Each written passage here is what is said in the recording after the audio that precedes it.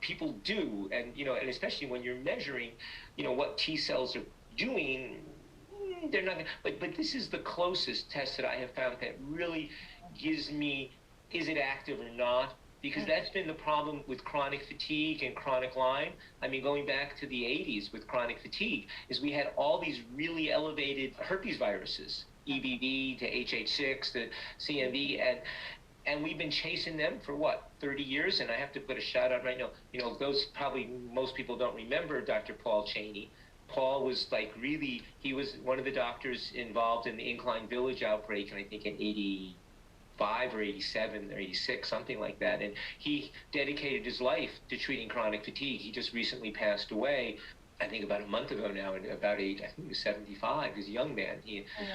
But Paul realized way earlier than most of us, okay, that for most people, it wasn't an active virus. Now, the confusing part is about a third of the patients, they do respond to high-dose antiviral therapy, but still trying to figure out which third that is.